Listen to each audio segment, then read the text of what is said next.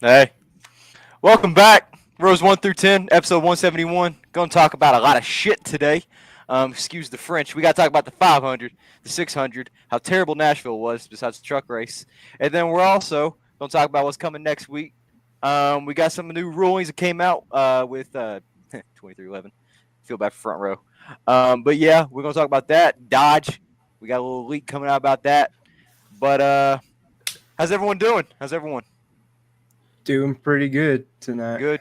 Doing Shred, good. good. Travis, Yeah, I'm tweeting this out right now. The Twitter there stream we isn't go. working. That's all that Twitter matters. stream. If you guys don't know, this is Pef. He's a Larson Glazer, per usual. Who isn't? That's from Tennessee. Usually, that's it. They don't know to cheer for. He's Chase Elliott or Larson. So he's one of them. He's cool. He's ETSU fan too. I feel bad. He's a Purdue fan. Go Vols. Mr. Stretch, professional bootlicker. Eric Jones fan. Big time legacy guy. One of my boys, growing up with him. Pef, just more of in the NASCAR world, got introduced to him. And we shit talk each other every week.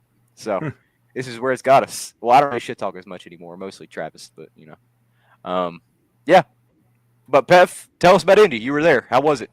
It was a good experience, even though Larson wrecked out halfway through. Downshift into the first corner. Yeah, baby. Never Like again. it was just it was one of those days. Like I think everybody messed up outside of Alex Palou. Like literally everybody else messed up at some point during the race. Of course, the pre-race leading up to it, it was a crazy month of May. You had a lot of drivers wreck in practice. You had the Penske cheating scandal. So glad, Tim Cindric. bro. Yeah, shout out Tim Cindric. I'm glad they all had the most. I'd say they had all the worst luck in the race. So their cheating really didn't end up mattering. Shout out Larson's thumbs up. Yeah. That was That's Scott right McLaughlin, that's got to be the craziest thing I've seen happen in a race. Like I was actually at. I can't Someone tell just if Larson was doing it to like be a smartass or just be like, you're good. I don't know. I think he was I don't know, just 'cause pissed off. It's hard late in the telling, race. like, Yeah. exactly, like, what, if he was mad or what, like, because you can't tell if he had good intentions or bad intentions beside the thumbs up, like, Because No one I was getting kind of nervous. Just like it was good weather all morning until like 10 minutes before the race was supposed to start. Like you start getting sprinkles, and it got delayed a little bit. Of course, the pre-race stuff, it wasn't like last year, but it was like I think he was probably getting stressed out too. So oh, God, I mean, Yeah. and the nerves are up, you got adrenaline, like, flowing through you, Yeah. then it all dies down, and then you're Yeah. actually going to start, and then you have no adrenaline, you're just kind of like, well, fuck. Yeah, he wasn't Like- sure if he was going to race that race or not. yeah, it was like he was literally like 15 minutes from having to leave the track. Like if Yeah. they didn't get going. Yeah, well, the when prediction they was he did. wasn't going to make the fucking race, and then it was going to, which I was cool with, it was going to be Allgaier running the car, but still. Because Allgaier was on standby for Larson Mhm. if he wouldn't have made it, and I he was like, going to have to get out at Indy and make it for the race because of the new rule where they take away all your playoff points if you don't have a waiver. So Fuck, I like, he didn't was know going to that. have to get he was going to have to get out at Indy and go to Charlotte because they passed a rule because of what happened with Larson last year, where if you have like an unexcused race basically that you miss, and like they weren't like it has to be like they specified like it has to be like injury, family related or something. Like it can't just be like I'm racing at Indy. If you miss a race and don't have like a reason, then you lose all your playoff points. which I think is total BS. I think To be it's honest. stupid. Yeah, Yeah, I don't think think it's you should lose stupid. at all. Especially with we'll get into it here in a minute, but with the stuff that's going on, like the way NASCAR has been recently, it's just it's hard to watch. Yeah, I'll say that. It's not as fun as I'll still watch, but I just don't get that. I mean, compared to 2023, I feel like was the best season that we watched with these cars. I feel like we had a lot of different winners. Kyle Busch was still winning, and it was just a lot more interesting to me. And then now you have, I feel like it just went like you had such an uptick with the next gen, and then you had. It's just natural progression though, where it's like at the end of the day, it's like the top teams have figured out the car, the field's getting more spaced out naturally. It's like whereas 2022 and 2023, there was still so much like new shit with the car, where that's why you had so much parity, and now it's just like the top teams are distancing themselves again, which has always happened in every era of NASCAR. It's like as the top teams figure stuff out, like they're gonna like stretch that gap out a little bit, and I think that's the main thing. Time out though. We got to finish the Indy talk, and then we'll get into NASCAR. We got to hear more from Pef. How was the environment? What was the weekend like leading up to it? Oh, it was great out. Just great environment. You can't go into the Indy 500 like you don't know till you get there. Like just the tailgate and vibes, like it's unmatched. Like I think the only thing comparable is probably Talladega.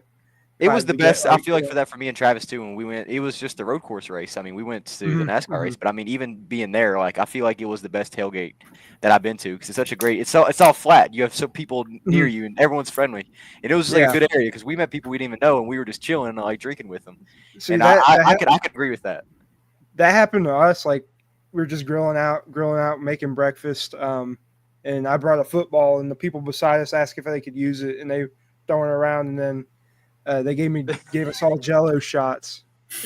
I forgot about the people the night before that we were hanging out with. Like I go up to like the one guy, and I'm just talking to this one guy. He's like, "Hey, so does it bother you? I'm a liberal." And I'm just like, I remember playing the fucking. I remember the fucking beer baseball bat. That's all I remember. So the fucking the base beer or whatever we were playing. Yeah, they gave us the fucking baseball bat. We had to chug out of it and smack it. I remember that. That group that was near us, they were fucking weird. I mean, I think they were swingers, low key. I don't know. They were just kind of. I think odd. they were too. I forgot odd. about it till you just mentioned it, but it was a strange. You were more than fucked up. You were cussing at a fucking kid because he's wearing Ty Gibbs merch. Some little 5-year-old was walking around in Indy, and Ty Gibbs won the Xfinity race, and Travis out here, fuck Ty Gibbs, fuck Ty Gibbs, fuck Ty Gibbs. There's a little 5-year-old wearing goddamn Ty Gibbs merch, and then the dad's holding his ear, just looking back at Travis. And Travis is beyond fucking blitz at this point. He smoked a whole pack in the stands. I mean, this dude was fucking gone. And I mean, this kid's just sitting there walking in, like the dad's just holding his ears, and like Travis is just walking down the whole entire way. Man, I fucking hate Ty Gibbs. Why do you win this fucking race? And it's just the whole time. We get back, Travis passes out. That sounds like me after the 500, where I was just screaming F every team in the Big Ten besides Purdue. I was like screaming FIU and Kyle Larson should go drive for Penske and all kinds of crazy shit. That's how I felt after Nashville. Don't worry. Yeah. I had to go watch fucking Ryan Blaney win. So yeah. But the environment was great. The pre-race traditions are unmatched. They had the Black Hawk helicopter come around on the pace laps. Everyone was like cheering, raising their beer to that. Back home again in Indiana. That's one of the coolest traditions in sports, period. You know, they had like the Jets come over. And of course the Purdue marching band playing. I had to get that in there, but of course. But it was a pretty good race. I enjoyed this race more than last year, honestly. Even though I didn't really I'm not a big Alex Palou fan. I was bored. I felt like this year. I don't know. I just didn't. There's just a lot. It was terrible because they were like they couldn't like make the slingshot passes because there was a lap car in the way. Yeah, that's what sucked too. And you know, you got to feel for Marcus. I mean, he did fucked up giving Palou the lead, but also he had a cheated up car. Not really cheated, but he got disqualified, which still it really wouldn't have mattered. But it kind of would have ruined Palou's celebration because he wouldn't have got the Indy celebration if he would have won afterwards. It felt like there's a lot more drama with this race than last year. Like last year, just kind of felt very meh till the end of the race, and then they had the great finish with Newgarden and Pato Award. But yeah, there was a lot of mistakes. You had Joseph Newgarden in the pits. A lot of pit road mistakes is the thing. There's a lot of pit road mistakes. Reneus VK. You had the guy Robert Schwartzman. He fucking smacked he smacked the wall and then also hit his pit crew. Yeah. Like he got one of his pit crew guys. Ended his race. Marco Andretti, of course. Lap like one. 10 laps. 10 laps. Lap 3 after fucking Scott wrecked. Yeah, the curse lives. I just needed to. I put in 2 bets. It's Egg Carpenter. I bet on him every year. The Indy guy. I'd love to see him win it. So I bet on him every year, like underdog. And then I bet on Scott McLaughlin, and he was out. So yeah, I felt good about the McLaughlin pick because he was like the one Penske car that didn't lose his starting spot. So I was like, yeah, I think he's a good pick here. Fuck it, I'll put it in. Did not go well. I was rooting for Connor Daly, but he burned his tires up and lost a few positions there before he could really take advantage of it. So when Larson wrecked out, I just kind of was like, I want Daly or someone like Takuma Sato or someone. I think Sato messed up too. He did. Someone that's likable to win. You got it. I feel like Larson fucked up on purpose, though. To be honest, I feel like that was. I mean, why do you do that? You just you know you don't. Like, even when you're playing iRacing, if you're racing in the car, you don't downshift in any corner. Yeah, it looked like it's rule number 1. Yeah, I think he just rage quit pretty much. Yeah, pretty much. And like you pissed away that much money to rage quit. That's the worst race to rage quit. Yeah, exactly. Bro, go retweet the Twitter the tweets with the links because the Twitter stream isn't working. So we got to try to find a way to push people onto YouTube. While we're doing that. So yeah, I was doing my best to promote that while we're on here talking. Retweet it. I sent it on the group chat too. Maybe we'll get some of our people to tune in. Yeah, I got it. That's Rose. But yeah, maybe how was the merch though? How was the price on the merch? Because I know when me and Travis went, it was pretty fucking pricey for I spent $100 for a t-shirt and a hat or a pit shirt. I didn't actually get to the merch. We tailgated too long and kind of got in there late. So, damn. Well, yeah. I know the merch isn't the cheapest though. Yeah, I didn't get to the stand. I wanted to go, but we didn't end up having time. Damn. Well, fuck yeah. Maybe one day I'll make it to the 500. This is too fucking busy and there's too much traffic, and I am just uninterested. The thing is, like, get there. Like, what we did, we camped at the drag strip a little ways away, and then we drove to the park and got there like first thing, like 6 a.m. That's the thing to do. Well, if we went, Bailey, and we camped where we did for the NASCAR race, like, granted, I don't know what the price would be for where we camped for the NASCAR race, what it would be for the Indy. Because, like, I remember the NASCAR weekend, we only paid like $60 to camp. Yeah, there. It was cheap. No, it was like 40. Yeah, it was. I paid 40 in total. I remember. I imagine it probably wouldn't be that cheap. I know. For the 500. I'd be down to go to the NASCAR race there. I'd probably want to watch one there just to see it, because I want to see him at least kiss the bricks. That'd be cool. I just don't when we went, how like the way the seating is there. It's like there's no seat where you can see the whole track because like the grandstands don't go up that high. That's true. So like there's nowhere to sit where you can see the whole track. I didn't love that. Yeah, granted, we had really bad seats. But that's how a regular road course is anyway. Like road course, you can but usually not for an oval. Usually an oval, there's somewhere you can sit and see the whole track, but they just only have them. They don't have them built up high enough to see the whole thing there.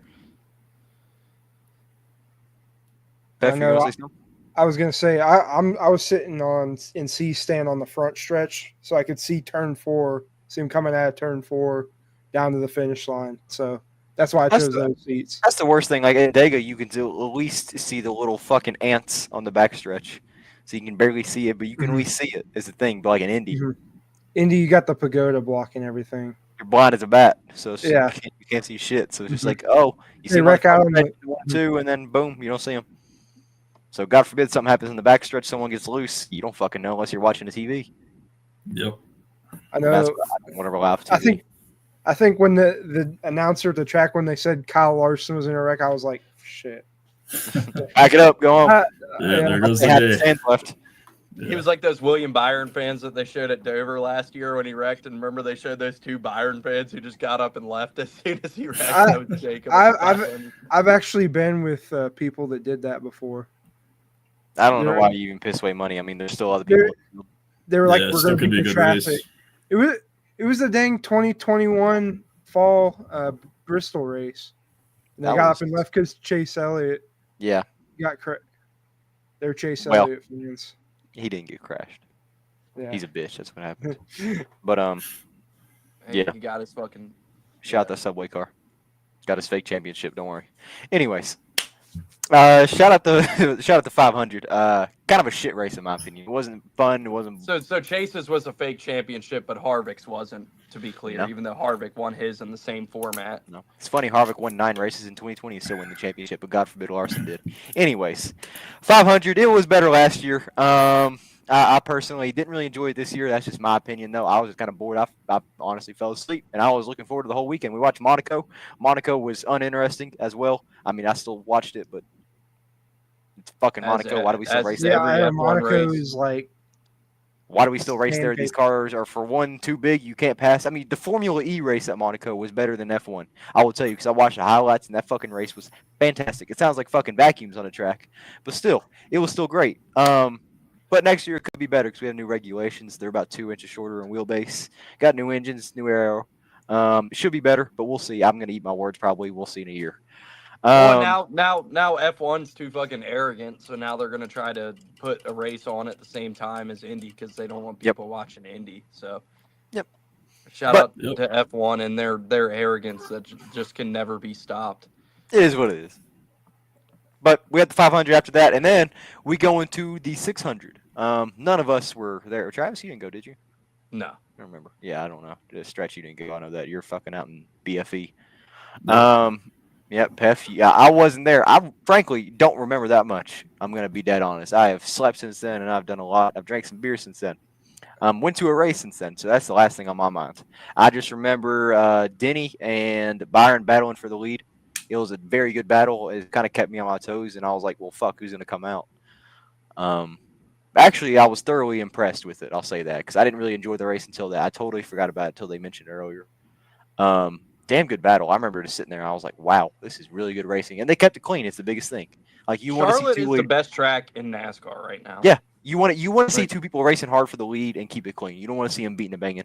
As much as the fans enjoy it, you want to see them have respect for their craft and discipline. You don't want to see them just, I'm gonna beat the fuck out of you and pass you. You don't want to see Yeah. that. No one You Well, want wants a to see Kyle that. Kurt Busch. Exactly. All the talk of like you can't patch in this car, you can't patch in it, like like they were swapping the lead back and forth like every 20 laps, and like Ross, like granted Byron still probably would have won that race if Reddick didn't fucking eat shit in front of him, and that slowed Byron's momentum up a ton. Because remember they were coming down the backstretch and Byron had like a 3-second lead at that point, and Reddick just like wrecks in front of him. Like I don't know, like. I can't believe it wasn't a caution. Like it was like full on, like head on in the wall, bounced off the wall, like right in front of Byron. And Byron had to check up a lot, and it just like killed his momentum. And Ross cut like Ross was a little bit faster, but I don't know if he would have caught him if that didn't happen and Byron didn't lose so much momentum when that happened. But like that happening is like what really opened the door for Ross to be able to run him down. And I mean, for the first time in a while, we saw 2 races where I think Blaney and Kyle Busch both didn't spin out and wreck. I think it's the first race of the season where they both didn't wreck. That was pretty impressive. We actually got to see them finish a full race with also being on the lead lap, which is impressive because we haven't seen that. So I didn't hear anybody talk about this after Charlotte, but like I thought about it in this way. It's like curious to hear what you guys thought. Like, so Ross's slide job to take the lead there at the end, it's like, and I'm not saying it was like dirty or wrong or anything like that, but when you pull a slider like that and you put a guy in his position where Byron's only options there were to lift, and he loses all his momentum, he's not going to win the race, or to just stay in it and send him. Like, if Byron sent him there in that move, I think it would have been fair game. And I think Byron did kind of like cut him a break when he pulled that slider. No, It was definitely. like Like, a really aggressive Yeah. I slider. agree. I mean, it's a matter of having respect for your equipment and also respect for the driver in front of you. They might not have respect for you, I think is what it is. And I think Byron was like, you know what, fuck it. Like, I mean, as much as he wanted to win, probably, he just won the race the day before, to be fair. And he wanted to win, but I mean, at the same time, is it worth risking your equipment and your race to take someone out because they did a slide job on you and you lose your momentum. And I feel like that's just racing. Like, you know, you have to make split-second decisions. Like, in the meantime, like in the decision that you're making, you might not know what's best, and you might pick one, then you fuck your whole race, or you pick one, and it works out.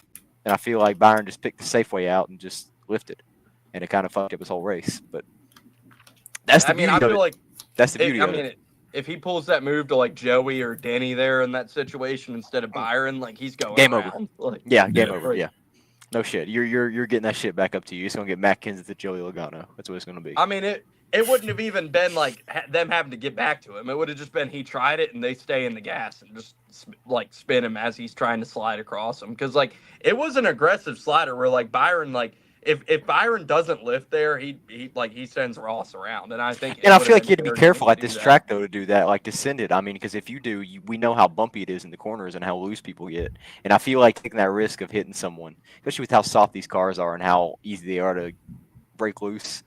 I feel like hitting them would have really fucked up Byron's chances, because especially in the corner, like we're not seeing a race like where we saw Austin Dillon do it to two people in a corner. I mean, that's a short track, so you know we can expect them to keep it in the corner. But I feel like a track like this is just. You're bound to have disaster happen if you do that. Yeah. But Stretch, how'd you feel about the race? I know you're wearing the Carson shirt, so tell me your feelings. I watched it all the way through.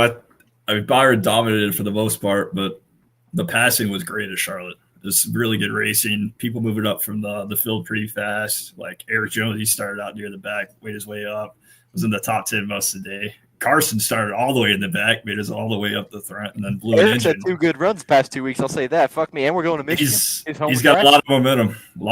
So I mean, legacy. I mean, that's what I'm trying to say. Legacy after the All-Star race. I mean, it's just been up because I mean, even John Hunter like racing his way in. That tells me enough.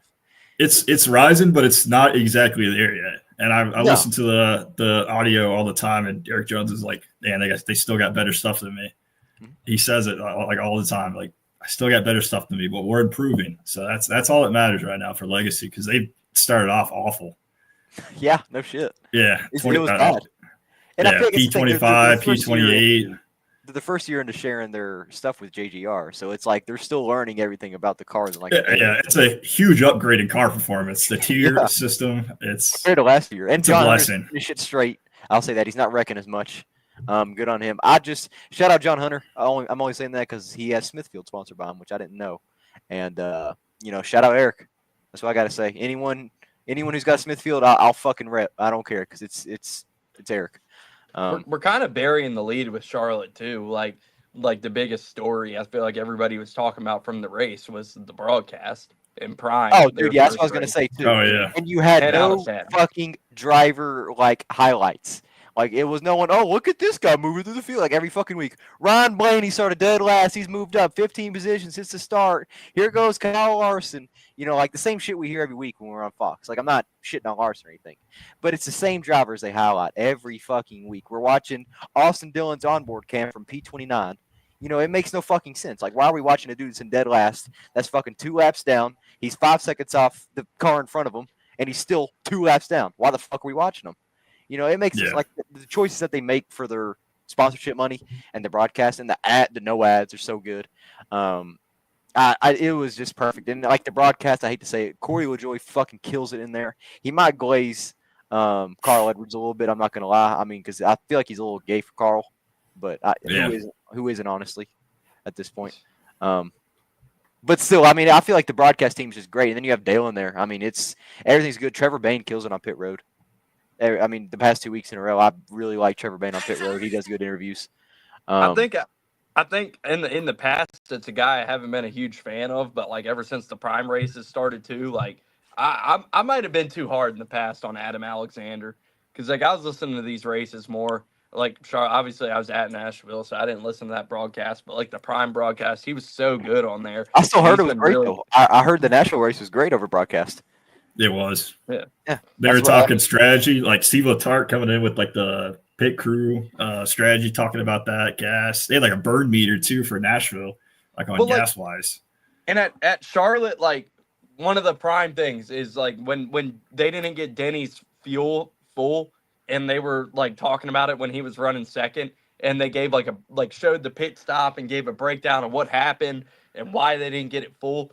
Whereas if that was a Fox race, it we never would have known that happened, and then Denny would have just pitted, and they would have been it would have been Kevin Harvick oh, we got a problem with the 11. What's going on there? And whereas Prime, they were on that shit. They played his radio. They did that whole breakdown with the model car of how it didn't get full and how the can works. I thought it was just A1 shit, explaining it to people and keeping people in the know of what's going on. Whereas like I said, if it was Fox, Denny would have just pitted and we would have been oh, problem with the 11. I hate to say it, but get rid of the whole Fox team, keep Kevin on somewhere else, and keep Larry Mack somewhere else.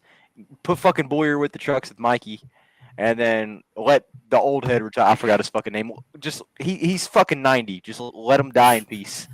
Mike Joy. He still does good. Yeah, Mike Joy. He still does good, but just end it. End the career. Just get rid of everyone else though. I mean, I feel and I love these TikToks. I ain't watching fucking NASCAR again. It's on Amazon. I ain't buying this shit to watch cars go in circles. Then fuck you. Don't watch it. We don't want you to watch anyway. They don't. Yeah. The people complaining weren't even watching in the first place. Exactly. So they don't know what they're missing out on. I get it. You don't spend money on a membership. There's 5 races on Prime, and they gave a 30-day free trial. So that means you could do a 30-day free trial, and that and started that the day of Charlotte. It's 4 and races. You would have been able to see 4 of the 5 races with not having to pay a dime. Yeah, some of these old heads are stubborn. They love their cable TV and don't want to do any streaming services. That's what my dad's and excuse those are the only is. people not watching it. Those are the only people. Is the people who don't have memberships. Any young person our age or that has kids around our age, they watch this shit. That's the thing. They have the internet. Let's be honest. Any of us who have either a wife, a girlfriend, a mom, a sister, they have fucking Amazon Prime. Women love their Amazon pack. I use my girlfriend. So if you have a woman in your life, you probably have access to Amazon Prime. Just ask them for their login.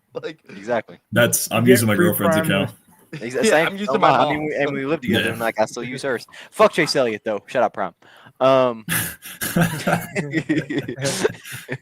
had to throw that out there. Hey, but that Prime merch is fucking sick. I've said it since day one. I've even told Travis. I fucking love that Prime merch. I'll never buy it. I wish he was running the car more because they just rated the 3 races. The car isn't the prettiest. It reminds me of the fucking progressive car. It's just Amazon Prime without a big ass P on the front.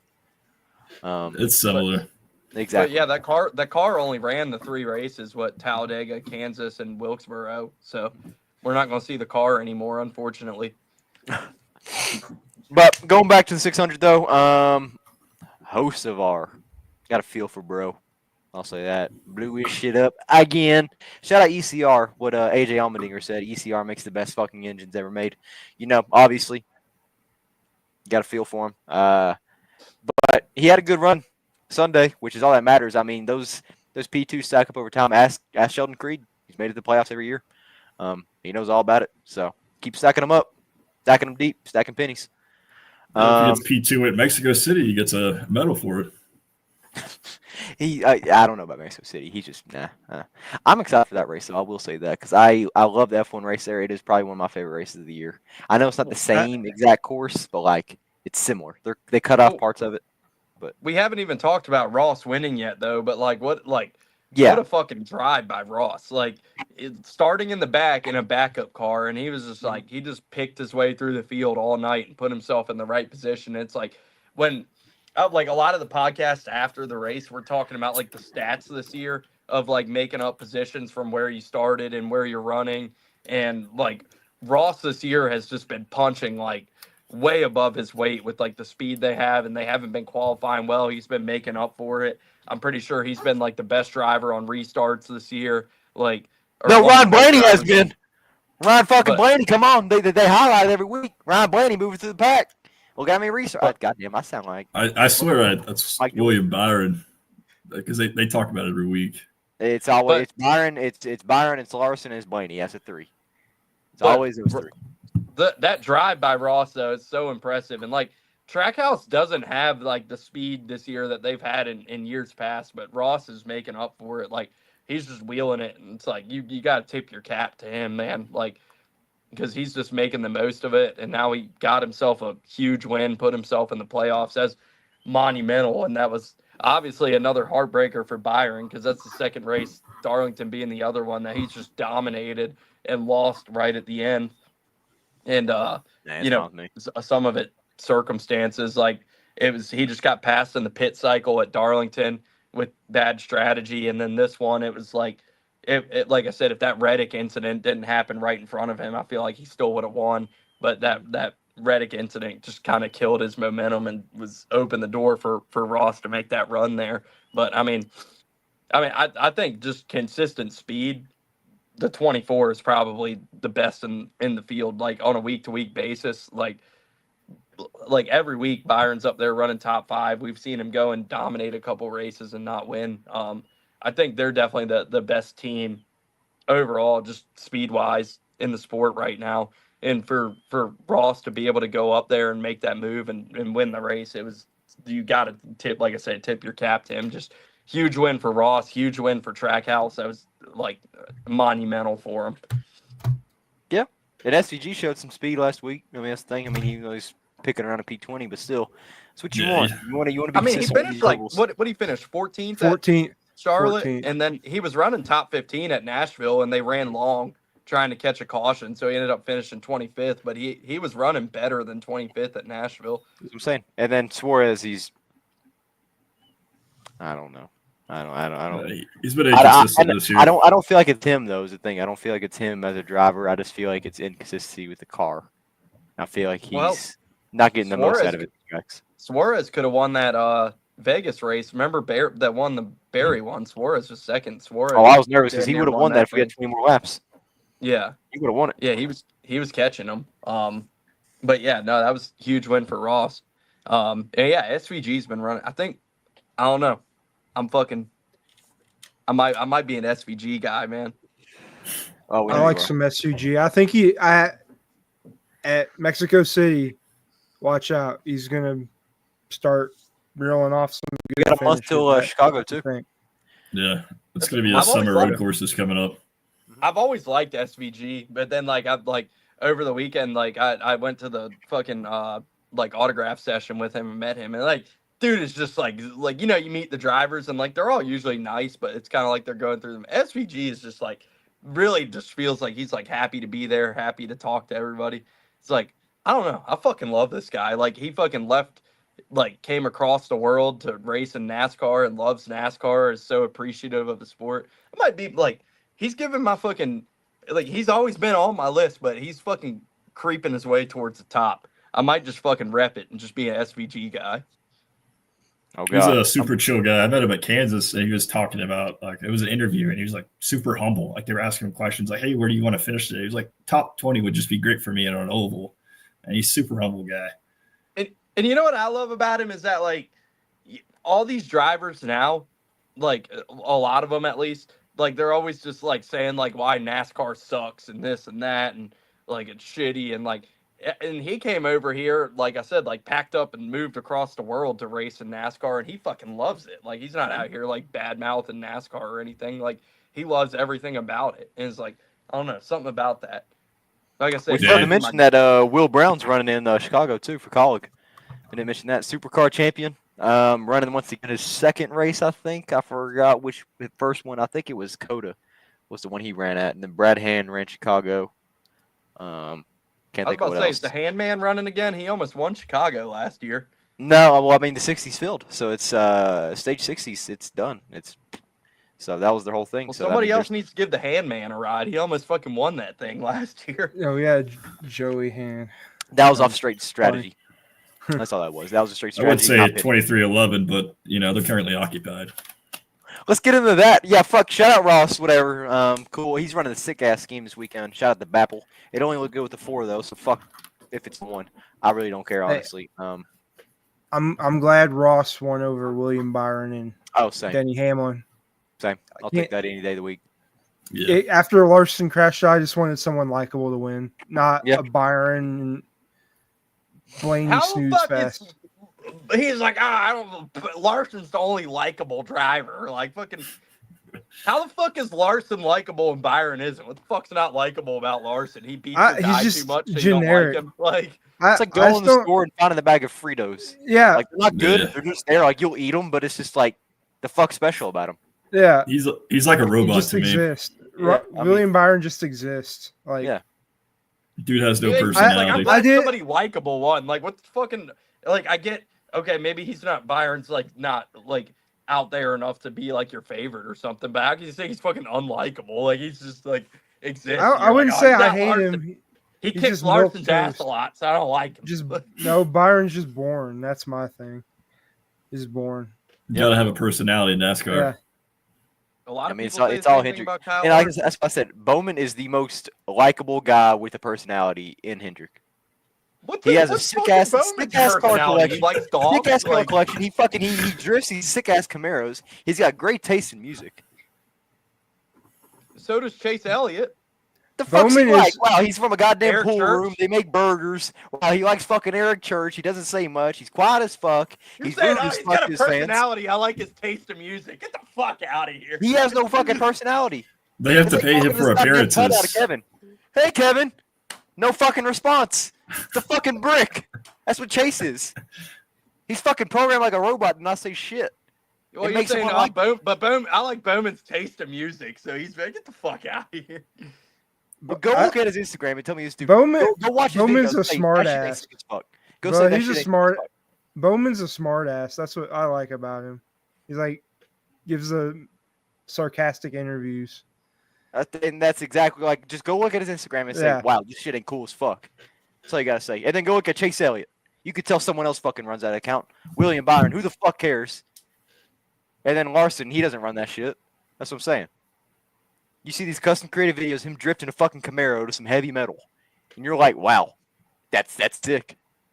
Not that I like Bowman or anything. I'm just saying, like, if you had to pick one of the four and you looked at all of them through their social media, you know who you'd pick. Yeah, he definitely didn't Bailey's post Alex the Bowman Mission guy. Impossible. It shows like shit, but Yeah, that's what I'm saying. The fucking Mission Yeah. Impossible said the goddamn movies. He didn't post Yeah. that. that was definitely some social media team. All these little appearances, like the Coast Guard. Yeah. They all fucking have social media guys, besides like the back markers. I think all the top guys probably But have ge- people. I think generally, like, he didn't like post any of these. He didn't even think about it. There you go. Anyways, 600 is over. Until next time, whatever. Nashville got some trucks on Friday. What a fucking banger the trucks were. I feel like that's the best race. Me and Pepper were quite happy about it. tell Yes, you I'm that. It's happy. It's been a long time coming. I'll say that for I a thought while. it was a fucking. I thought it was fucking shitter person. I thought the trucks was. That was a I- cup race. may- I think you're confusing Sunday. No, for I think Friday. Cup was better than. I think Cup was better than trucks. Trucks- Like they had a I'm good telling little you, I battle. would have rather ate the goddamn carpet on my ground than go to Nashville and watch the cup race there again in these cars. I watched the truck race. Like it was. I didn't think it was a great race. I mean, they had a good battle there at the end, but like other than that, like That was what we had though. We had battles. We had battles. We had a battle in the Cup race. That battle with Byron and Hamlin and Blaney at the end of stage 2 was one of the best battles I've seen. all Stage 2 season. was the Yeah. only highlight of the fucking race, and it was the last Stage 20 2 laps. was amazing. That was the Yeah. only highlight. Stage 1 fucking sucked. Stage 3 fucking sucked. And stage 2 near the end is the only good part of that race. And like I can thought- justify it, but I can't justify the fucking end of a stage making the whole race because it didn't. Wow, I got to watch 20 minutes and I enjoyed it. But then the other 3.5 hours I sat there, I was like, fuck me, this sucks. Well, I was there too, and I personally thought it was a good race. And I'm not a. You can't say it was biased. I'm not a Blaney fan, so It But, was I mean, there was no runs being created is the thing. I mean, people were nervous going into 3 and 4. That's the whole thing. They were afraid to gas it up, and everyone was just staying the same gap behind each other. There wasn't shit Well, I happening. I think the Corey start, Haim like, was the only one moving. I will say that. Corey Haim was impressive to watch because that car was flying through the field, and then he gets wrecked out because Booty is fucking stupid and can't see over his wheelchair. So, I th- he, I think I it's- mean, I mean, I think in stage 1 and 2 it was good, especially stage 2, and then I think I think it was Denny saying actually what happened in stage 3 was they were blowing all the dust from the bottom and all like the tire wear and stuff, and it was all blowing up into the second groove. So like I agree, like the Cup race on Sunday, which you were talking about trucks, but yeah, I mean, it wasn't like the best finish. Like it got kind of like, but I mean, I still thought the racing overall was like pretty good. Like I was there too. I enjoyed that Cup race personally. It could have been good. I watched the thought trucks it, on TV. thought it was good. I It thought could the have been truck good. was, other than the last that battle there we got at the end, I didn't think it was a amazing race or anything. I mean, it was. I personally enjoyed that little Corey Haim Rajah where Haim was kind of moving through, Rajah was blocking. I personally enjoyed that a lot. I mean, on Friday, that's what I'm gonna say. Seeing Rajah win again made me feel good. Yeah. I was kind of cheering on Kyle Busch too, but fuck, stage one was abysmal because he got that penalty on that restart and had to do a drive through and pretty much was fighting for his life to not go a lap down the lane. Kind of fucked him over and he lost all momentum after that is what I'm going to say because, I mean, he started close to the front and then got that penalty and fucked himself. I was cheering on Kyle a little bit because, you want to see him win in the truck race to get that mojo back in Cup. And especially after finishing, P12, I think, this week? But still, I mean, you can tell it would help out so much, even for Carson, like, winning. You can tell that's helped him out a lot because he's had some great runs since then. And that's all they need. I mean, Byron, too, winning the race on Saturday. Proves it enough for the 600 on Sunday. I mean, that's all it takes is just having a good run, even though it might not be the same car. Yeah, and I was happy with it. I like seeing Rajah win. I know we're not going to get many more this season.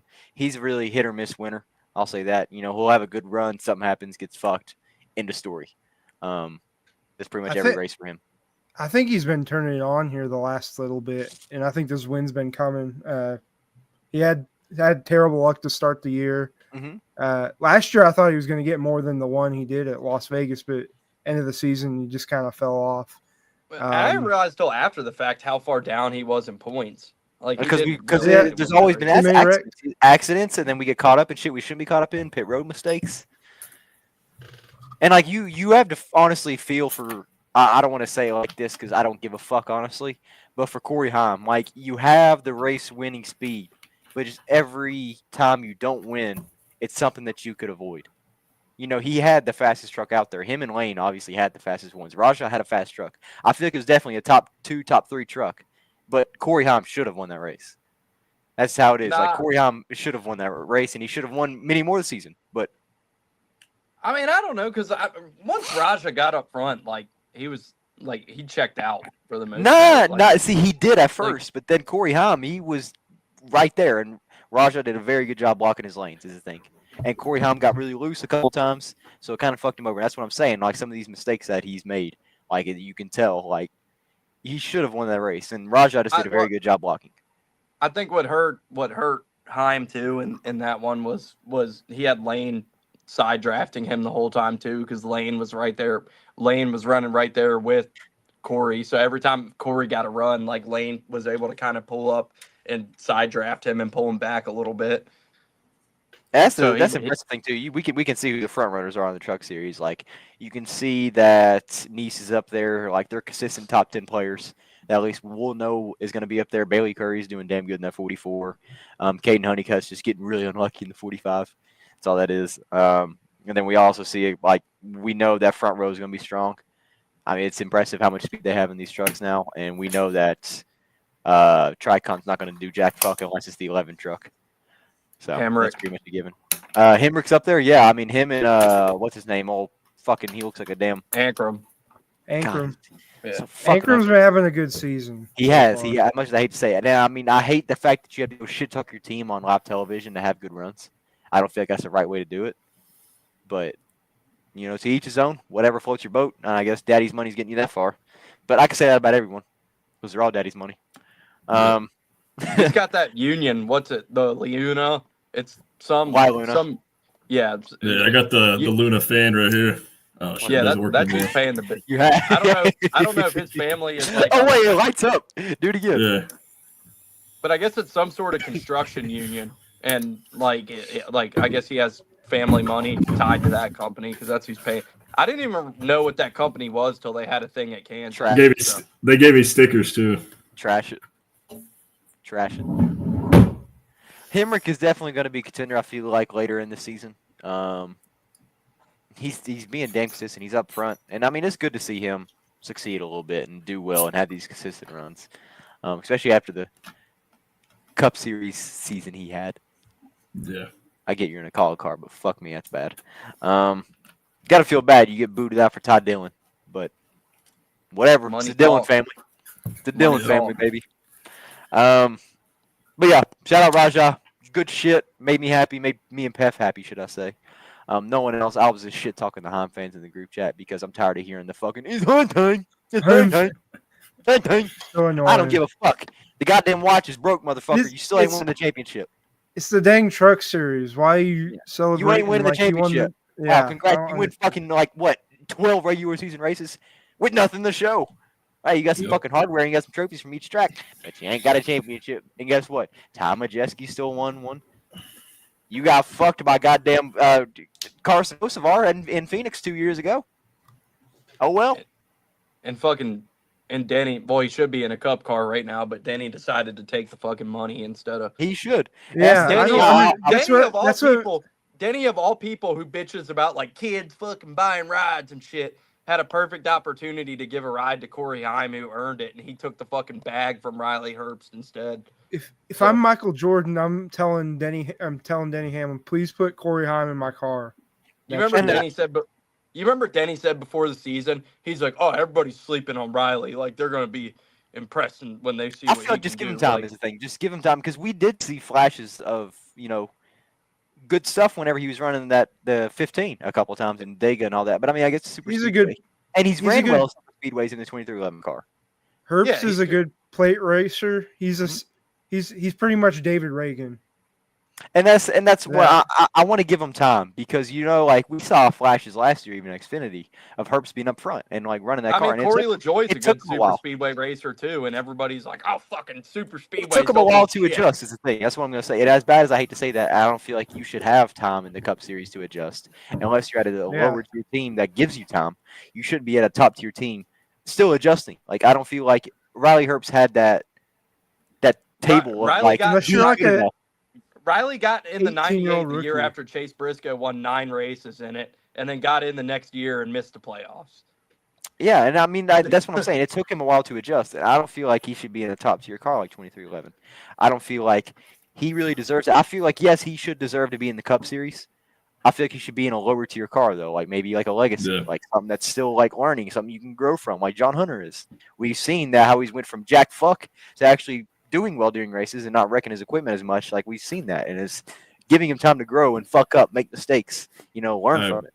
And I feel like I in a agree. 2311 car, you're more Riley should prone be to be driving looked the at. fucking. Riley should be driving the fucking AM car with Harrison Burton. I think that's about what he deserves. Like, Yeah, that's Or my we could do opinion, a- That's too. the thing. I Harrison is still- not AM so much though. I see like a Justin Haley kind of thing, like drive for Rick Ware for a little bit, make yourself good, make yourself get a reputation, and then like go to a better team. And then go to a good car, and then do Jack Fuck in that car. That's Hey, even Riley- better than the car It's you Justin ran. Haley though. That's Justin Haley though. Riley Herbst could probably do a better job. I was told by all the fucking people who hate on Corey LaJoy all the time that Justin Haley was going to get in that car and win fucking 20 races and be the greatest. They're like, "Oh, wait till they get a Corey. fucking real Justin Haley's so much fucking better than Yeah. Corey." And now, Where's like, my Corey? they I have now my look Corey at the seven. podcast. The There seven he is. literally run. Fuck, can you see The, it? the seven now is running the same it was with Corey. Like, Yeah. My seven. It's right there. yeah. My And the seven. seven now is running literally the same it was with Corey. He was showing some flashes in that 51 car, and then he went to the 7, and I don't know. He's not the same driver anymore. I could see- Actually, I could- speaking of that, I want to loop back to this real quick. Corey LaJoy ate his goddamn words. I fuck with the guy, but man, you fucked yourself over.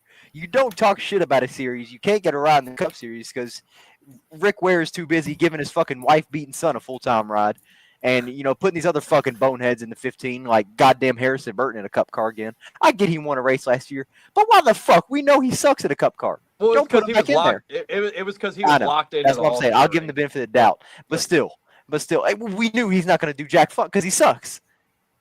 Keep Yeah, him but in they got Xfinity that car. check because they got their car guaranteed to race in there, so they could still run and finish last. And like, it's better than not being in the race at all.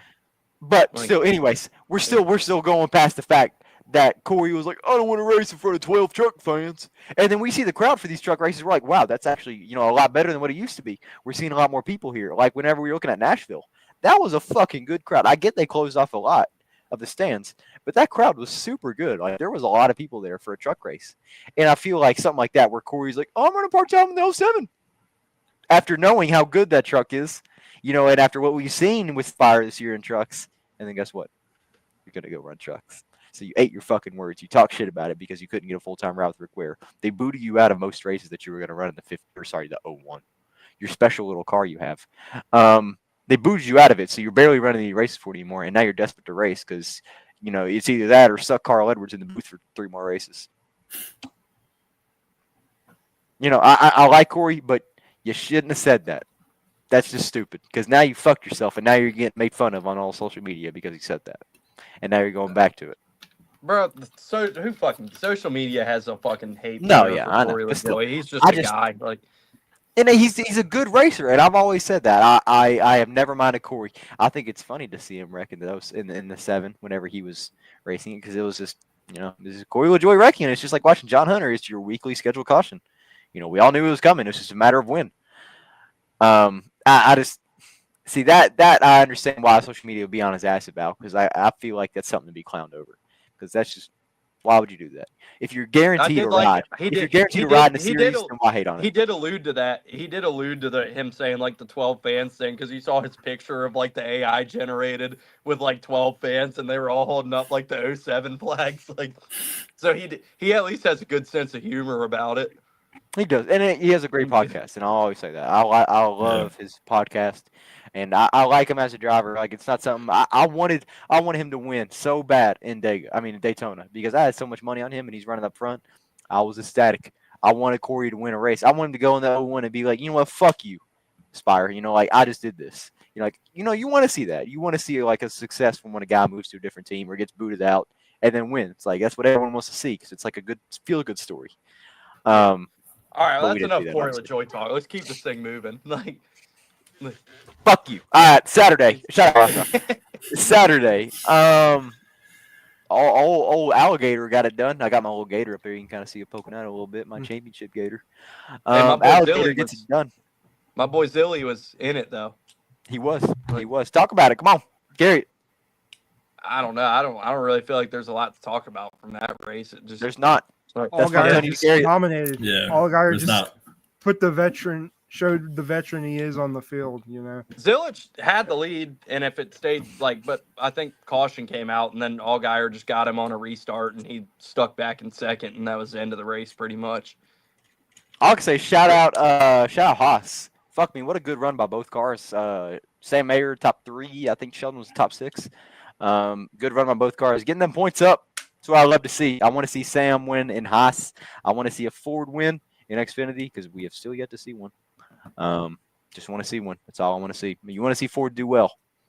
I was surprised Ross didn't run better though. I was a little bit of shock.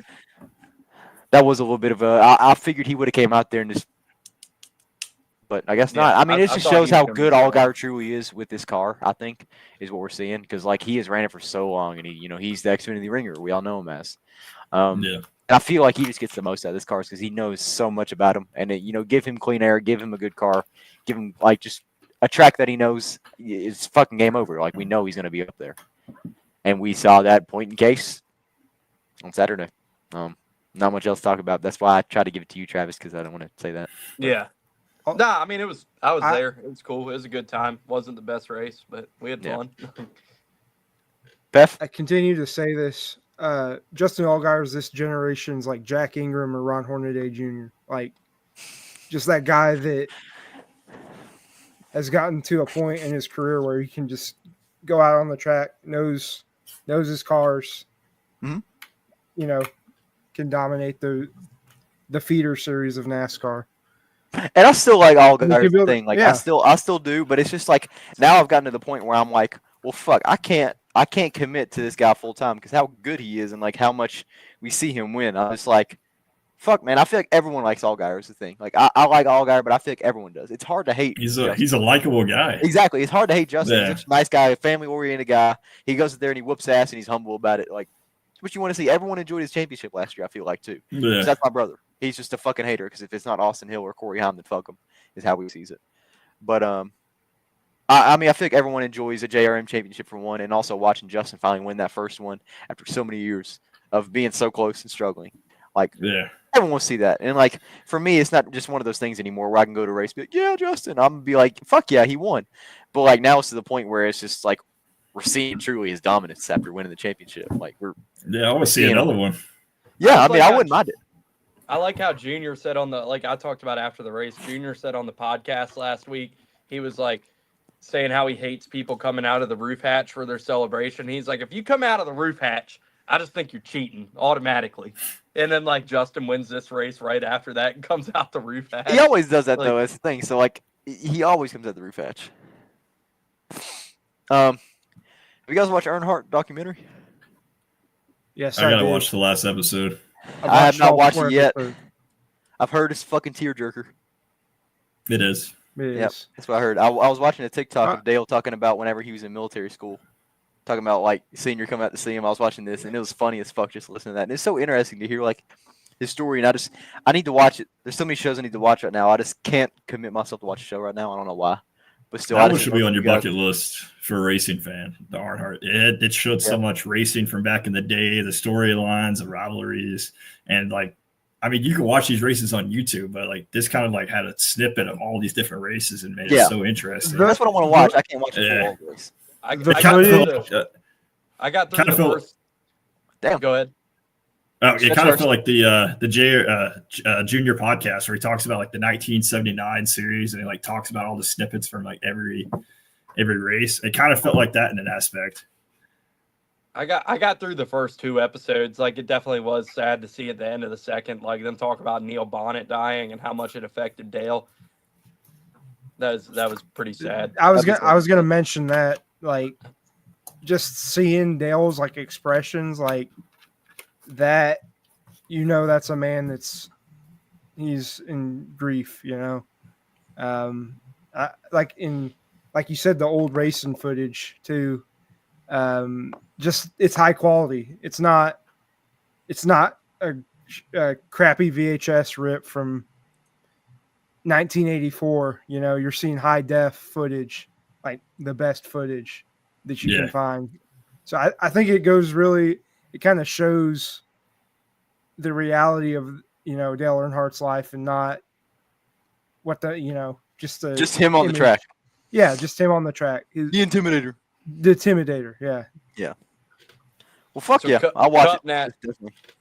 Cup Nashville. I enjoyed it. Bailey didn't. Where do you two stand? I actually want to take that back. I enjoyed everything. I enjoyed being with everyone. Like just before the race. It was good getting to see everyone. It was a good little environment. I like the outside of the track. I like where the haulers are. I like everything around it. It is a nice little track, merch, like though. easy to get around and everything. Like there wasn't, and it was beautiful from the outside. It reminds me of like Indy when you pull up. You're like, wow, this is fucking beautiful. Like you Dude, look at the front of Nashville. Other than the fucking Amazon factory on the back. Yeah. And the pizza. And like you look at the front of Nashville, you see like the whole entire fucking the big ass thing that's in the middle of the track. Like it's awesome. Like it was a beautiful track, and like the camping area and just where we parked at, it was a good area. Traffic was fucking horrible. I'll tell you that. The traffic getting out of there was fucking horrible. That was bad. I'll say that. It's about as bad as fucking getting out of Martinsville. That's up there. I'll say that. Yeah. But the race was. Yeah. I thought the race was good. I didn't think it was like the best race ever or anything, but I thought it was like a soft good. Like I'll give you that. I'll say it was good. It was good. See, me personally, I was bored. That's the thing. That's the biggest thing for me. If you don't allow me to have a cold beer in my hand that I don't have to pay $10 for, and you make me watch mediocre racing, motherfucker. So I know you did, but I didn't. Yeah. That's the thing. And you make me watch mediocre racing. That's where I start to get a little angry. That's when Poppy get mad. See, I ain't got no beer for one, and I ain't got goddamn Sprite. Hey, all that talk, because like all people talk about the track, it's like can't bring beer in. I literally just threw a few beers in the bag and threw a sweatshirt over them, and they didn't fucking look at that. I mean, shit the dudes, the fucking little scanner thing, they were laying on goddamn tables. It's like they were even checking. They were just fucking. Yeah. So next time you see a track say we don't allow beer, just figure it out. It's not, figure if it it's out. Phoenix, You can if get it's it in. Phoenix, and no, you're fucked. I'll tell you that. Goddamn, they will strip Hey, search you. we made it work at Phoenix. We went down We there. got like what 2 in? We got There's more like than 8 of 2. us. We had them all at the bottom, and then had all like the sodas Like, and you had stuff on hot top of Busch it. Light. That's the same thing I did at Bowman Gray. I put like 20 beers at the bottom and then just put a bunch of fucking waters and food and shit on top Fuck you. of To that. your And horn, whatever. Pef, Stretch, how do you feel about the race? then- I mean, just the typical Nashville racing. Man's just I've been mad to he didn't get his beer in. Nashville. What you described, that's the kind of thing. It just, I mean, the racing's all right. It's just kind of meh. I feel like compared to last year, though, like last year we saw a great stage 3 in Nashville, though, because we saw a lot of people up front that shouldn't have been up front. Well, Like we Zane just got to Smith see was fucking competing chaos for the win. last year. I was Yeah, expecting exactly. stage 3 Yeah. to be more entertaining this year. I thought like the strategy was going to come in with the green flag pit stops, but it did not come in at all. That's what threw me off so bad too, because stage 3 was so bad. Because it was like There were I think Go a big ahead, thing my was the tire wear this race. I mean, the tires were not wearing off at all. There's Compared no to fall off. yeah, No fall off at all. I mean, because hell, you had Josh like stayed out there for you like had- 100 laps. That's the thing. you had about stage Penske 3. doing 2 tires on their pit stops. Like they were rocking 2 tires. Everybody else is rocking 4 tires, and they're still up there having good speed and good runs and good lap times. Mhm. 4 And tires. they were did only not a matter. couple hundred seconds off the pace of the leader. Yeah, I know, like, I was listening to Larson's, like, the HBO Max in-car camera, and his lap times weren't that far off the leaders late into runs. Well, shout out Alex During the Bowman race. for fucking Larson and fucking Noah. I mean, hell yeah, dude. Shout out Bowman. It's absolutely fuck Noah. Even Noah, like in his Instagram tweet or his Instagram post, that was funny as fuck. He's like, we were fast till we weren't, and it was a picture of him just fucking crab walking down the fucking pit lane. I was like, yep, go figure. You absolutely fucked him. And then Bowman comes out, fucking like what, 180 laps down, and then runs the fucking race, and he's a fucking roadblock the whole time. I mean, because I don't know if you guys got to watch it on TV if they showed it, but I mean, he was a roadblock the whole entire time. I mean, you just got people going all around him. Like, yeah, he had a little bit of speed, but what the fuck's the point? Why? I was in staying case out there anybody for wrecks. points and stuff. Fuck him. That's all I gotta say. You fuck Noah's race. I'll say that. And you fuck Larson a little bit because he was picking his way through the pack, and then you fucked him. What do y'all think about the Ricky and the Carson? You know, I was What's gonna mention the Intimidator Jr. I like what Dale's saying. He's like, he likes what Carson is. You know, he likes what he's having, and it's like people want to see Dale. They see something close to it, but they bitch about it. Dude, Like I'm not sorry. saying no. That's what I'm saying. I'm not prefacing. I'm not saying Carson is anywhere near Dale, but like I get Carson's not. He's now competing for the lead, and he's up here in these races now. But like you would ask me last year, I'd be like, yeah, this is stupid as fuck. You're doing this in P20, and like you're not even competing for it. But now we're getting to the point where we're seeing that car have a little bit more speed, and we're seeing him be up front.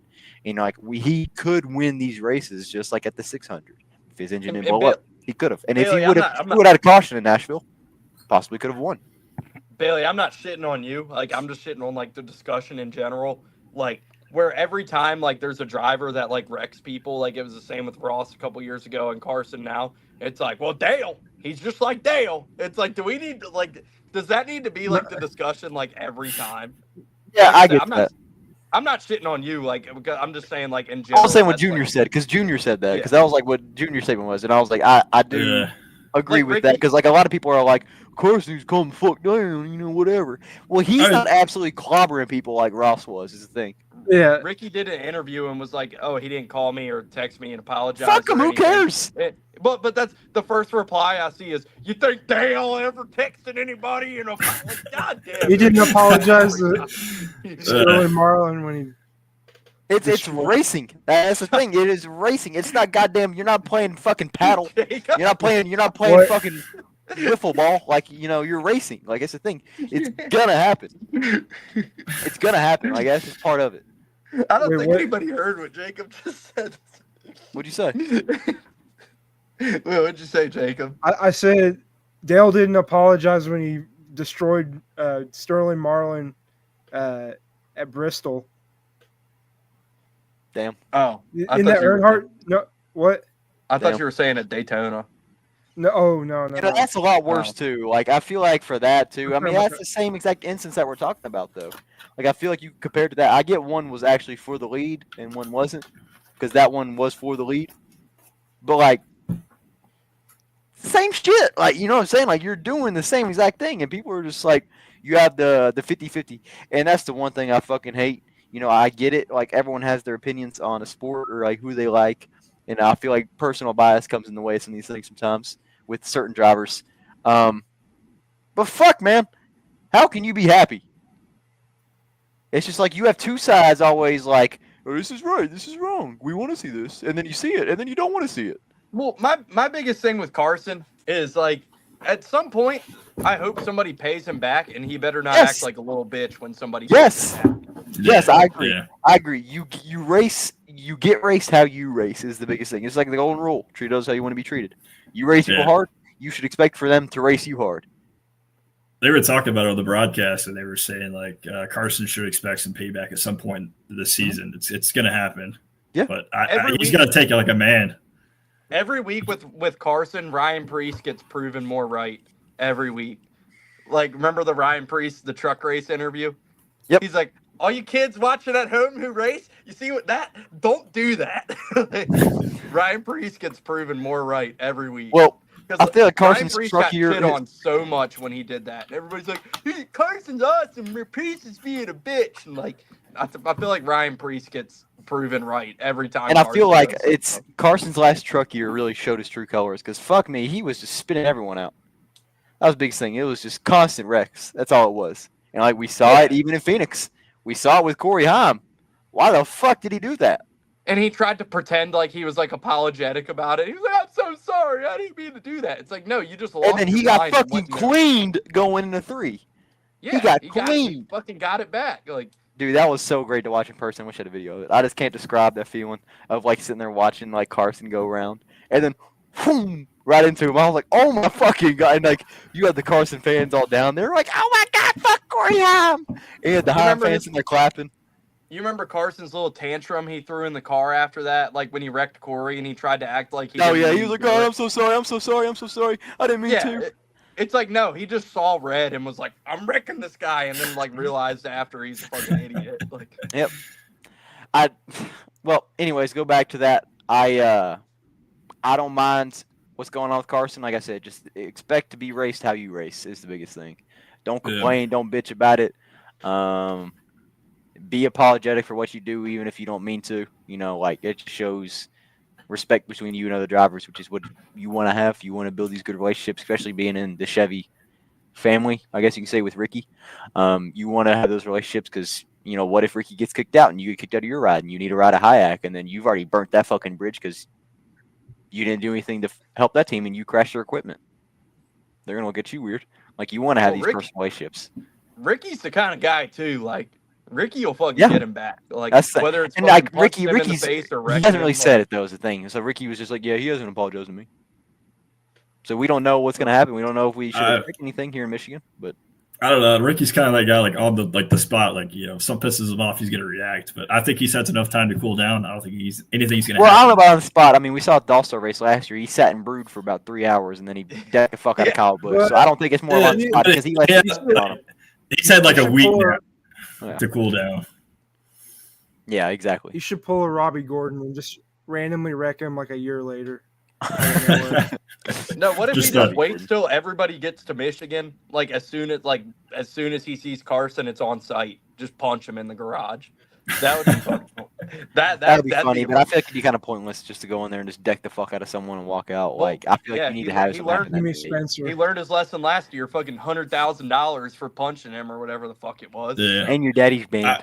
I don't think he's going to do anything. Right now he's pretty good on playoff contention. He's had some good races. I think Ricky doesn't want to mess it up with a fine or a race suspension or anything like that. Yeah, that's true.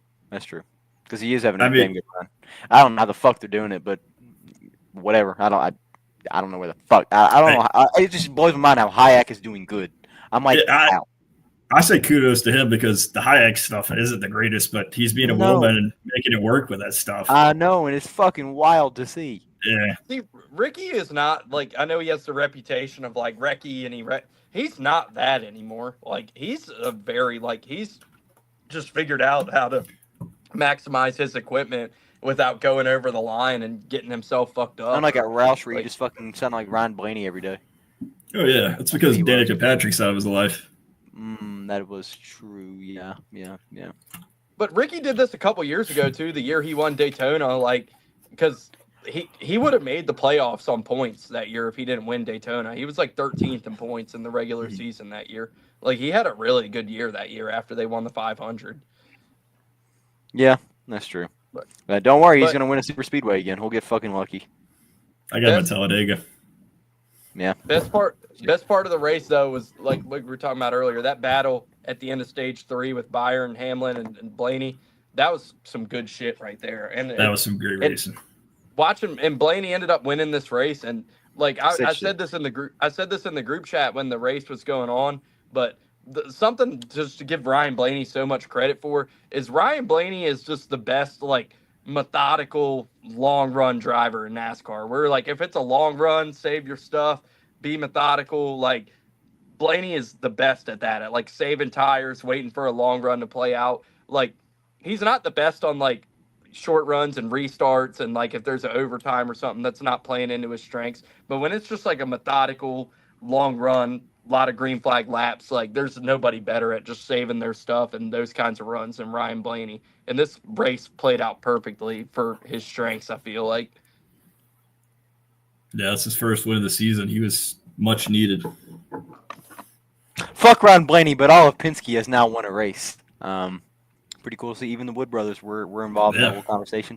Now we have all won. So it just shows that, we're carrying the fucking load here. Roush, wake the fuck up, please. Priest can only have so many good runs. Brad, don't know what the fuck you're doing, Busher. Win in Chicago. That's all I got to say. There was a lot of guys who tried to run long in stage 3 on that last pit stop, and like Brad was one of those. So like he ended up because like it Brad was, and Josh. Who else? Yeah, Brad, Josh, SVG, Austin Dillon. Austin Like the post-race radio where he's like, man, we can't keep running fucking P29. I'm like, dude, you've done it your whole entire career. Yeah. He was talking about that was like one of his worst cars he's had. Who did? Austin Dillon. Well, Austin Dillon, like, he should have gotten a top 10 at Charlotte, and they never showed it on the broadcast, but he ran out of fuel with like 2 to go at Charlotte. Ended up finishing 25th, but he should have gotten a top 10. Yeah. I mean, I don't know. And he was my underdog top 10 on the podcast before that race. I was bummed out because I would have gotten that, and he ran like I looked at the results after the race. I was like, what the fuck happened to him? And I looked on Twitter and saw like a Austin Dillon fan page that had the onboard where he ran out of fuel. It blows my mind how people wake up and they say, I'm an Austin Dillon fan. It's like the same people who wake up and they're fucking Jets fans. Why? What's the point of watching the sport? The 3. I do respect Austin Dillon. Oh yeah, I mean, same. I have respect because you race in NASCAR, but besides that, I don't give a fuck. I was very happy with him after Richmond last year. Yeah, me That's too. all I gotta say. Yeah. Yeah. That was a good moment for him. But yeah, Ryan fucking Blaney gets it done in Nashville. Boring as stage 3. Nothing happened. Yeah. I mean, we were all praying for a caution to see some eventful because Carson was P2, and then you had Denny also. Carson was too far back with the green flag pit cycles and just kind of fucked him with all the lap traffic, and Blaney was moving way too fast through it. Couldn't get through. Denny was catching up to Carson close. I'll say that. You would have gave him a couple more laps, and probably Denny would have got him. But much needed P2. Like, you'll feel for it. I mean, like, even that'll make Carson even hungrier. I mean, especially if he gets these clean runs, which is what he needs. Doesn't need these dirty-ass ones where you wreck someone. I mean, he just came off a big win at Berlin Raceway. That's his third straight Money in the Bank. Third time. Yeah. I gotta give Jacob's boys some love too, because like Larson had like the day from hell. Like car was sucked, like got into the wall, and he managed to come home 8th. Like I thought that was a great turnaround by them to maximize that day with how bad everything was going. The car, it just improved when it turned to night. Like he was able to use pit strategy and push the car to get it up into that top 10.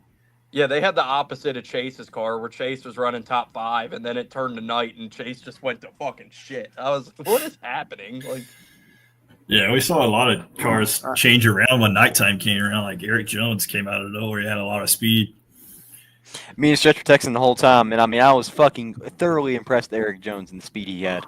Yeah. The whole entire fucking race. Like, I mean, He and sent he Bell, was too. close. Yep. Yeah. he sent Bell on that restart, too. Bell tried to chop him, and he didn't fucking send And him he around. was close. Like, you can tell that he had the speed to get up there in the top 5, but he didn't have the short run speed. He had the long run speed, but the short run speed is what he needed. And, like, that was what really fucked him, because he would have some speed on the restarts, go into 1 and 2, and on the backstretch, gone. And he was just falling too far back, and that was the biggest thing for him. But I mean, like me and Stretch said earlier, like you can tell Legacy is getting a lot faster. And I feel like this week in Michigan, I mean, if this is 3 weeks in a row of Eric Jones having a top 10, like that's a lot. That's saying a lot too for this team and what they could do. Like I said, get fucking Jimmy out of the 84, run the 84 full time, and put Corey Haim in it. Make that team something. Corey Haim. Make that team something. Get Jimmy out of that. Wow, You've seen the whole thing where they're suing Rick Ware because they like had an agreement to buy a charter from Rick Ware, and Rick Ware tried to like go back on the agreement, and there's a whole lawsuit about that now. Yeah, good. I mean, I feel like, and they should get Corey Haim as a thing, and if they don't, then it is fucking stupid because you're going to lose out on so much talent. And like I said, I don't like Corey because of the truck series. If he's full-time in the Cup, maybe it's a different story. Yeah, Corey Haim would be huge for Legacy. It'd be an improvement, and we would see a lot better sponsorship money for one. Sponsorship money, performance-wise. And then you're bringing in Safe Flight, and also you're bringing in these other sponsors he has. I mean, fuck, man, you're just going to get so much money, and you're going to miss out on so much. And then you're going to regret the talent that you just lost because you're going to let him go to an A-tier team. Yeah. So it just – Well, he's already signed – he's already signed at 2311. And I get that Legacy's a feeder team for Joe Gibbs, but like also all Toyota. I mean, you have 3 Toyota teams. I mean, and they're all competitive. Like it's the thing. Like they should all be. We all know you have bottom tier Legacy, middle's 2311, top JGR. Like we all know that. I mean, that's how it always goes. And I mean, like I feel like even if you start at Legacy, you should be able to go to JGR because I mean you're sharing data with them, you're sharing equipment, you have all this shit. Like it doesn't matter. I feel like, and I know he signed with 2311 for this season, but that's for this season. You have he signed with 2311 for like a long-term development. That's fucking stupid. I don't know why you do that. Like you're going to be stuck in the truck series because I saw a thing earlier where they plan on keeping Riley for another year. Yeah, I think Riley's going to do his 2 years, and they're going to get their check, and then they're going to send him on the road after next year, probably. And you're going to milk away that car for another year for no reason. The almighty dollar, right? Yeah, the power of the dollar. But sorry, I got for rookie of the year. Let's get into Michigan. We got a full weekend of racing. Truck series, we got a couple heavy hitters in there. I say that. We got, if you want to pull up the odds stretch, we usually pull up the odds and we pick a driver and we pretty much say the odds. Same thing for you, Pat. If you want to pull up the odds for the win. We got this week, we got Ross running. We got Carson running. We got Corey LaJoy running. Anyone else we got in here that's running? That's heavy hitter. There's gonna be so many people. There's gonna be so many people that are so fucking mad if Corey actually wins one of these races. Yeah, and you know what I'm gonna say? Corey LaJoy is my pick for this weekend. Plus 1,000 odds on. I'm looking at DraftKings at least. Plus 1,000, not bad honestly. We all know the Spire brings some damn good trucks. If you want to go with a underdog, I could say Rajah's on there too for plus 2,000, but I ain't picking him. I'm just saying. Previous week winner, plus 2,000 for the next week. I mean, that's pretty crazy odds. So take it as you want it. I'm taking host of our plus 420. What are you seeing that on? FanDuel. Okay. Yeah, I see plus 400. Yeah. I got Carson Hocevar plus 400. You got to pick somebody different. You do? Okay. I got Lane Riggs plus 800. He's had some good speed, and I expect a win coming. Good pick. Beth, what you got?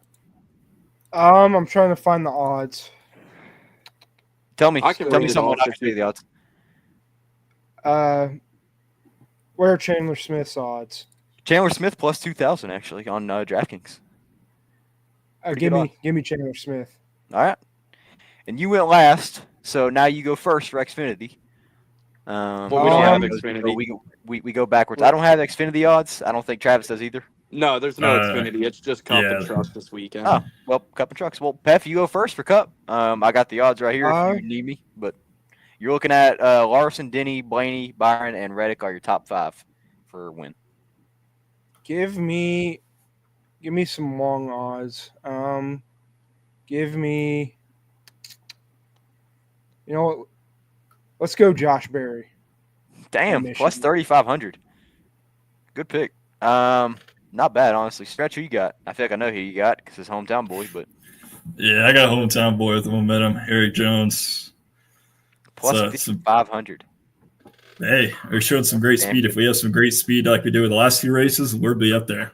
$5 pay you at $280 on that if you pick that. Might as well. I mean, fuck, That's I a might good play. pick. I mean, honestly, and like what 2 years ago we saw top 3 out of this car, and it was shit back then at Yeah. Michigan, and I was there. I remember. Travis, who you got? I'm gonna throw back to his old days, but I'm gonna take the favorite here. Like I feel like it's been a couple rough weeks for Larson in a row, but I feel like at some point it's gonna tip back and he's gonna show up and kick everybody's ass. And I mean, this is where he got his first career win, and his like first 3 career wins were all on 2-mile tracks. We used to call him 2-mile Kyle. So I'll say 2-mile Kyle makes a return this weekend, and plus 550 Kyle Larson gets to win. I'm gonna go a little ballsy here. We need it. I'll say that. Fuck me. Ford needs it. I'll say that. The winner in 2023. Give me Mr. Busher.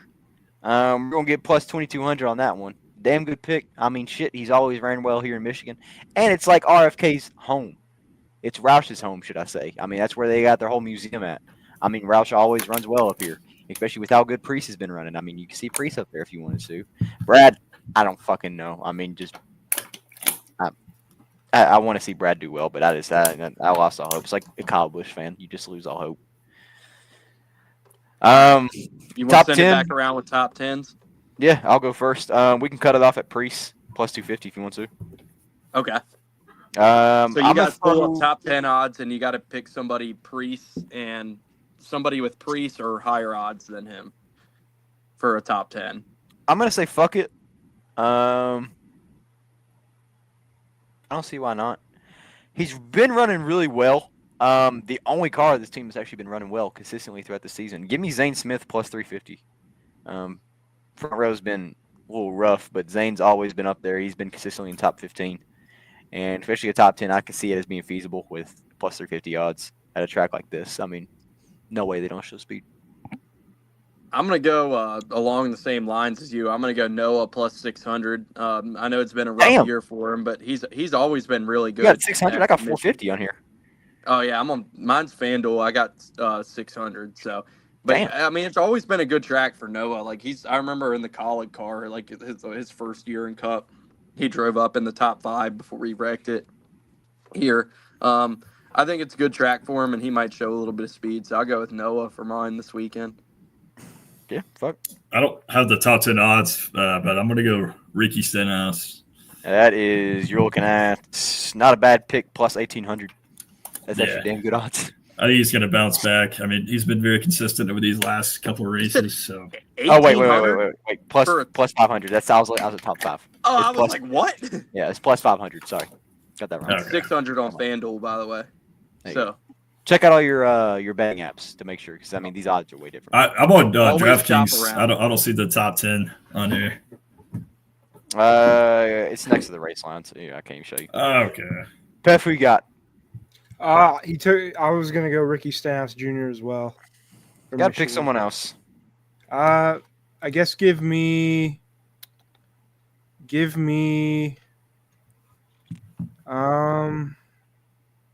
Michael McDowell. Plus 350. Not bad. I'm gonna say something real quick before we get off here. Damn good locks you can do top 5. Priest plus 800. You can do Briscoe plus 225. I mean, that's not bad, honestly, if you want to lock a couple of those in. Also, Cody Ware plus 6,000 for a top 5. Damn good pick. I mean, Cody Ware runs well every week. Like, we know he's a front runner. He's in contention for the championship, and we all know that, that's a damn good pick, so you can make some quick money off that. Yeah, shout Dude, out Arby's. you notice the books are scared of Hocevar now. I know. Like, they're not going to get beat by him whenever he finally wins one of these things because they got him up there now. Yeah, he's got a lot of momentum. This might be a good race for him. We'll see. It's going to be a damn good race. Michigan always delivers. It's his home track, too, I believe. He's another. It is, yeah. There you go. So we're adding that to and with list. an Amazon broadcast, I think we're in for a good weekend. Yes, sir. Good shit. Well, until next week, maybe, question mark. We'll see. With the way our schedule's been going, it's kind of fucking hit or miss when we do a show. Prayers up for Derek, by the way. Going through some family shit. Not going to get into it, but still. Keep him in your thoughts, of course. He's not with us. Charles, just fucking MIA per usual. I mean, dude, I'm going to be on for a couple minutes. Doesn't fucking show up. So, whatever. That's why we got these two guys right here to fill in. And obviously, it's carried the conversation for what? An hour and 25 minutes now. So, good on us. We had a lot to talk about, though. So, that's always good. But we had some damn good racing this weekend. I'm going to miss my Xfinity cars. But it is what it is. You said you're going, right? I want to, but I doubt it. We had 2 people quit at work today, so we are quite literally fucked up the ass in the service drive. So I probably won't even be able to screw my dick on left. So, excuse my French. But we're probably screwed. Yeah. Perks working at a dealership. It's awesome, but wow, when you lose people, it sucks. I'll say that. Because then you get really screwed. But still. Anyways, Beth. Appreciate you for hopping on and giving your input on Indy and also all the Larson stuff for usual stretch. Thank you for hopping on as well. It's good seeing you again. He hopped on a couple times in the LTC days, back when that was still a thing, but we all know that's not around anymore. Yeah, thanks for having me on. It's been fun. Yeah, for sure. Hopefully you can hop on in about 5 a.m. whenever you're in the Middle East next week. Because we know it'll be at the ass crack of dawn by the time we're doing this for you. Yeah, I'll give a live broadcast from the Middle East. Fucking, it's still nighttime there, but it's not even morning yet. Yeah, it's a sandstorm in the background. I was in Korea for a year. I was getting up at 3 a.m. on Mondays to watch races and football and stuff. Yeah, it sucks being overseas trying to catch up with sports. It's awful. Yeah, just bootleg it. Actually, I shouldn't say that. Don't bootleg it. It's illegal. Don't do that. But yeah, that's it for episode 171. We'll see y'all next week, most likely. If not, we'll tweet it out. So check the Twitter, whatever. Yeah, all good. Appreciate y'all boys for hopping on. Thank you for watching, and until next time. see ya. Yeah.